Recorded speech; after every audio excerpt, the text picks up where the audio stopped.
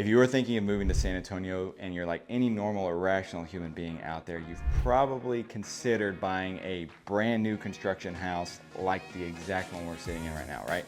It's got all these modern and upgraded finishes, warranties, you get crazy good incentives on taxes and interest rates, all that kind of stuff. But what if I told you that this might be a terrible idea? Well, we're going to talk about 10 reasons why you might not want to buy a new construction home today.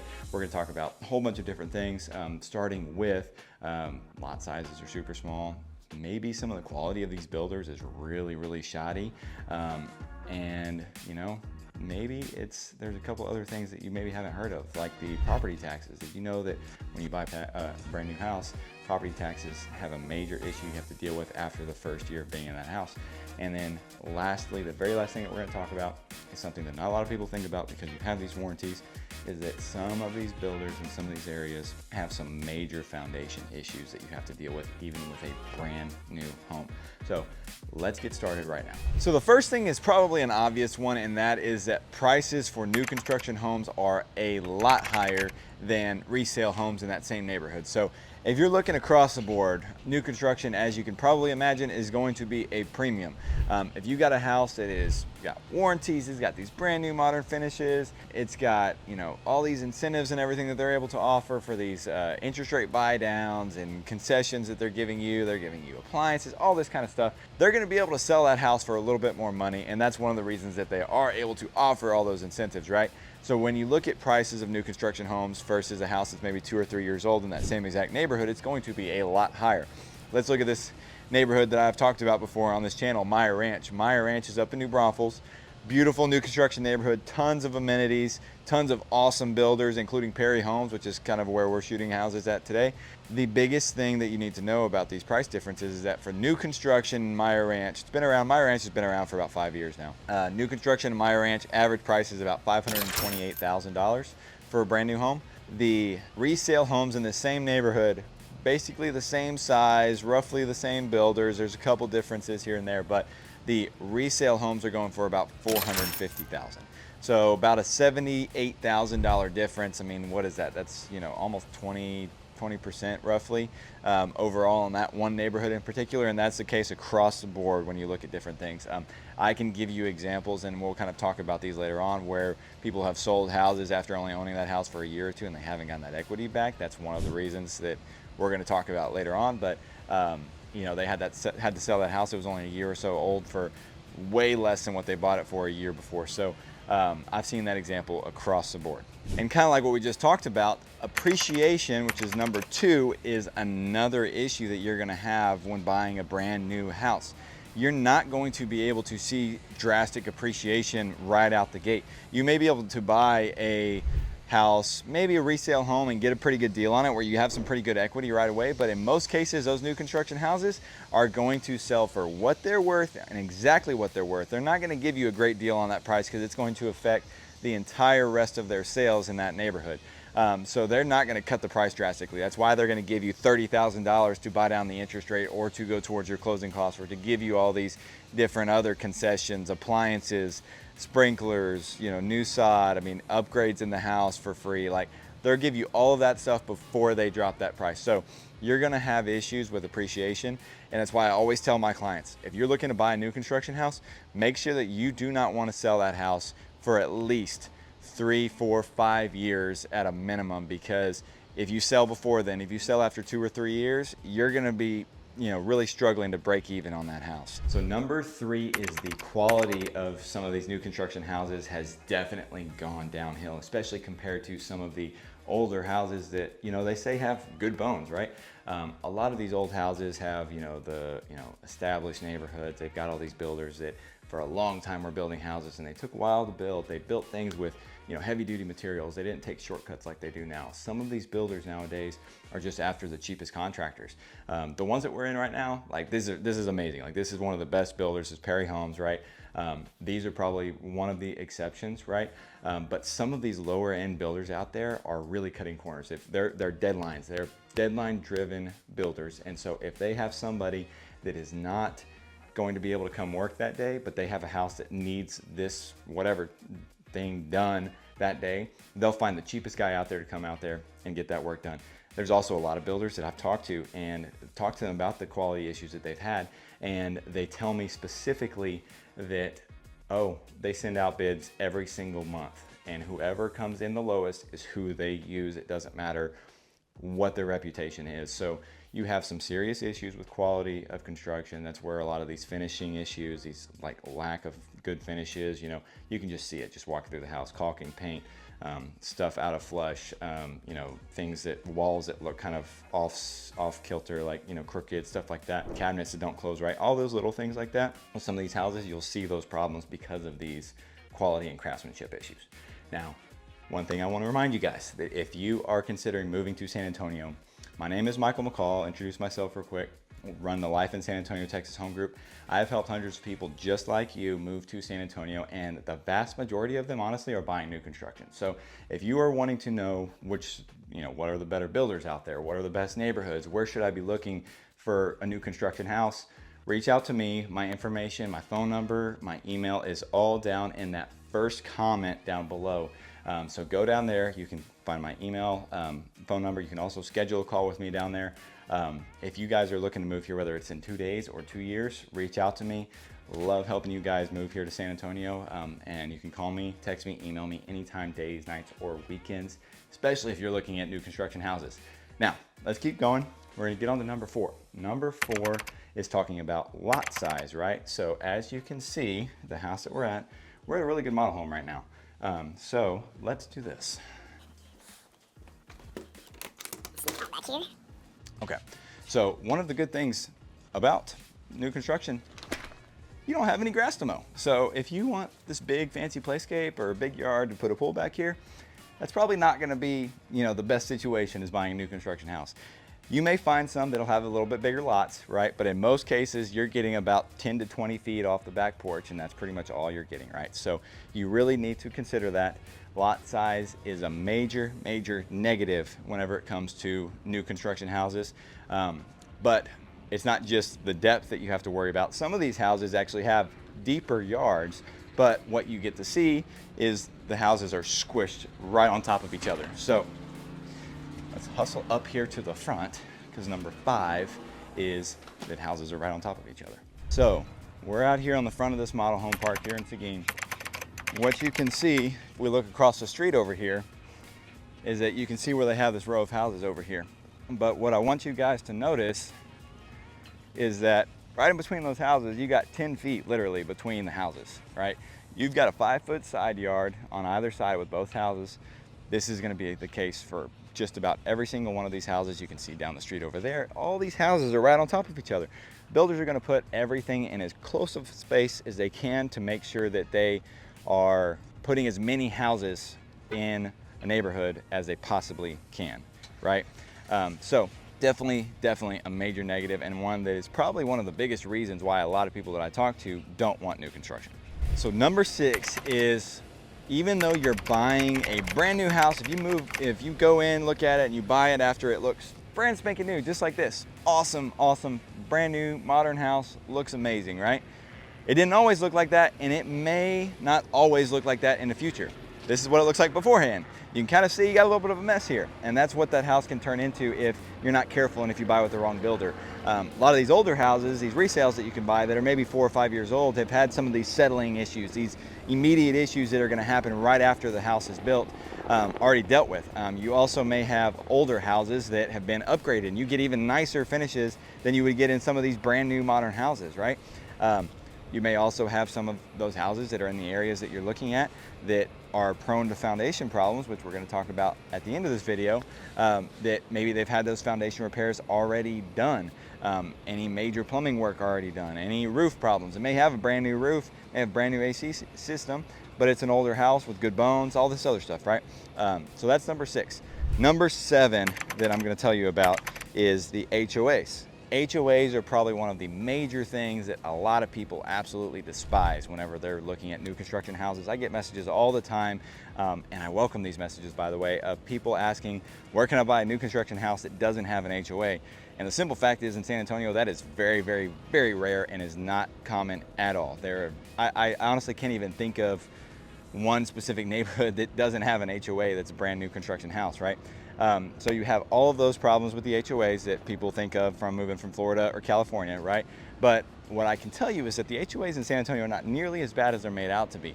Most of the time you're paying them like $300 to $500 a month. They're watching the neighborhood, making sure that people are keeping up with their yard, not trashing the front of their houses, which is great and all. But let's be real, some of y'all probably would rather not spend that $300 to $500 a year. The other ones that you're spending $500 to $1,000 a year on, you get those amenities, you get that pool, multiple pools in some cases, fitness centers, parks, jogging trails, community activities, a community coordinator. I mean, all these different things, right? Think of Esperanza up in Bernie, for example. You have all of these different amazing incentives that you can get from having the amenities within an HOA. But let's be real, HOAs can kind of be a pain. So number 8 is this property tax issue that I was talking to you guys about in the beginning. So what happens when you buy a brand new house? You may know this already, you may not. But the house itself, if you look at the property taxes right now for this house that just sold, right? It is a baseline amount of property taxes based off of the land value at the end of last year. This is how this works in Texas. So when you buy that house, if you don't have a lender that is paying attention to this, most of the builders' lenders are going to catch this, but you may have your own lender that you want to use. You may not worry about those incentives that they're offering, or maybe your builder is offering better incentives. I don't really know how that could happen, but some of these builders' lenders do miss this occasionally as well. They may make your initial payment based off of that value of the taxes for the land and not the house. So this house, for instance, this house is probably a $500,000, maybe $450,000, $500,000 house. Well, what you're going to see is that the property taxes on this should be at around 2% roughly. I don't know what the property tax rate exactly is right here. You're going to have roughly $10,000 a year in property taxes before your homestead exemption. They may value this with only the land, and you may have a $800 to $1,000 bill that your lender puts onto your monthly payment calculation. So you may think your monthly payment is this amazing, super low amount, $500,000 house, maybe it's $2,500 a month, and you're like, oh my gosh, yes, this is amazing. You get that first year's property tax bill whenever it's increased and gone up to your house, and you've added an extra $2,000 a month onto your payment. That can catch a lot of people, and it has caught a lot of people. I know a lot of people that have come into that situation thinking that they were going to just be set. They had the super affordable house, the lender didn't pay any attention to it, and then bam, that property tax increase comes after that first year, and you're immediately stuck with that bill because there is nothing you can do about that. You just have to make sure that you know that you have a good lender that is calculating for that, or that you're at least calculating for that, even if your lender is not, and make sure that you are not going to get stuck with that drastic increase that you're not prepared for at the very beginning. And also, you can make your lender add in that extra amount from the beginning, so that whenever they're putting that amount towards your escrow account with your insurance and your property taxes, that it's adding enough into that escrow account to pay for the taxes for that first year. Because that's another thing that could happen, is if you're not putting enough into your escrow account, you might end up getting a bill at the end of the year where your lender should be paying your property taxes for you and you're just paying it every month. You may get a bill at the end of that year saying, hey, you owe us $5,000 because we didn't have enough into your escrow account to pay for your property taxes, and that would be a huge shock as well. Number 9 is talking about potential issues that you could have with your builder when it comes to getting warranty items taken care of. Builders are business, right? They're going to fight as much as they possibly can to keep from doing the work. The good quality builders will not necessarily do that, but you are going to have some that are going to fight with you tooth and nail to do just about anything within that warranty scope, right? Most of them within that first year, they take care of all those things, but you may have a few little things here and there, like, maybe there's a, big crack that showed up on your sheetrock. You think that's more than just settling, that's a defect. It's right along the seam of the sheetrock. You want them to come patch and repair your texture. They may have it specifically excluded in your warranty that, hey, we're not touching the sheetrock cracks after day 1 of moving into the house. The other thing that you could have is that maybe 2 years down the road, you have a leak that is in your wall that you know for a fact is not something that you caused, but it is right out of that 2-year warranty. That 2-year warranty goes up and they're done with those things. HVAC, plumbing, electrical items. Could be 2 years in one day, and if it shows up, that may be stuck. You may be stuck having to deal with that yourself. So you can call them and say, hey, this is a major issue that just showed up, you know, can y'all come and fix this? Some of them will. So the good builders will take care of you on that kind of stuff.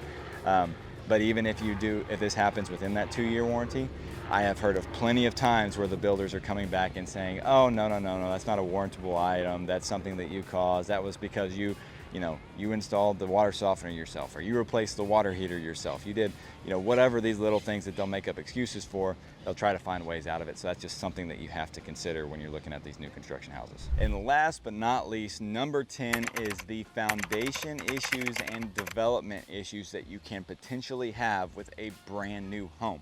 This is something that I think a ton of people probably would never even think of being an issue. You have these 10-year structural foundation warranties that are going to cover you. There's never going to be a problem for at least 10 years, right? Well, those warranties are there for the instances where there is a problem, right? I've seen multiple issues with clients of mine personally, where you have developments within San Antonio where the developers, I don't know if they just rushed it or whatever, but they're building these developments on these big hills, right? They get these very sloped properties. So to be able to build the houses on there, they kind of do these weird things with the houses, and you're basically going up, you go up the incline and then you kind of flatten out where the house is at, and you go up and you flatten out. So they're doing lots of packing with the earth, right? I've had twice now with clients of mine personally. One of them didn't end up buying the house, the other one did, because he got an engineer to come out and look at it, and we got them to pay for the issues that needed to be corrected. But the first issue that we didn't have, my clients didn't move forward with, the house was only a 3-year-old house, and it was out of level 3 inches. It was on a very, very steep incline. You could tell that it was falling towards the slope of that hill. So it was almost like it was falling downhill. It was a scary, scary situation. They were completely freaked out by it, completely backed out. They didn't care if they lost their earnest money or not. This was in the option period during inspections and everything, so they got everything back. But it was still an issue that they were very concerned with. The other one was the same situation. This one was a little bit older. I think it was like a 6-year-old house, but it was literally 6 inches out of level. I mean, major problems, right? And the major thing is that, as you can see right here, these are the post-tension cables, right? This is the slab. This house is very level, so I would be hard-pressed to think that this one's going to have any major issues other than just the general settling that you're going to have. Now, this is in Seguin where we're at today, so Seguin is one of the areas that I want to mention to you guys that does have a tendency to have a lot of foundation problems. So you have a lot of these new construction neighborhoods out here in the Seguin area, east of San Antonio, east side of San Antonio, Converse Church, New Braunfels, south of New Braunfels when you're getting out of the hill country. This black dirt out here has major foundation problems. Houses shift and settle all the time out here. There is a ton of things that you have to do to make sure that you are keeping up with the foundation and keeping that soil underneath it from shifting and shifting and turning and expanding and contracting. Whenever you have all this rain and droughts and rain and droughts, it causes constant problems out here. New houses, they're going to be in an area where the ground's going to shift quite a bit. You get an older house, it may have already had that foundation repair done that has a lifetime warranty, where they've kind of done the things that will mitigate for those problems long term.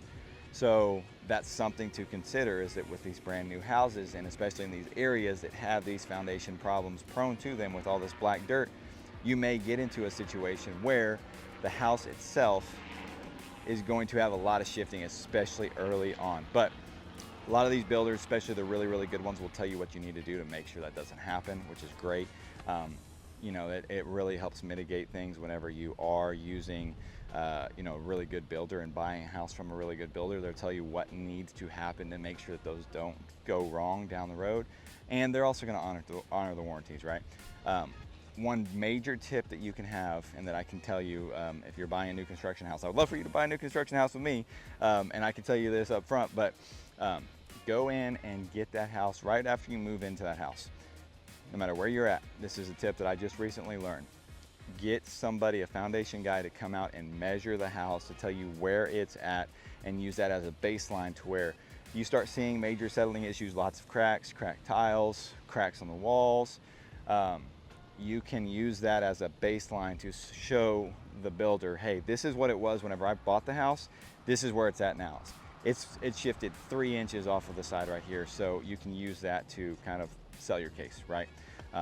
definitely things that you need to be considering doing when it comes to these foundation issues with these brand new houses. Now, buying a new construction house in San Antonio specifically can be one of the best things that you can do. You get these awesome new houses, you get tons of incentives, like I mentioned at the very beginning of this video, right?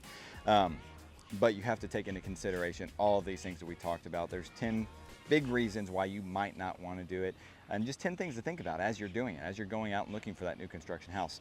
So keep all of these things in mind. If you want any more advice on what to do when you're buying new construction, take a look at this video right here. It's a very, very in-depth video on everything that I recommend doing whenever you are buying new construction homes. Don't forget to subscribe, which is right here. Click that little icon, and we will see y'all in the next video.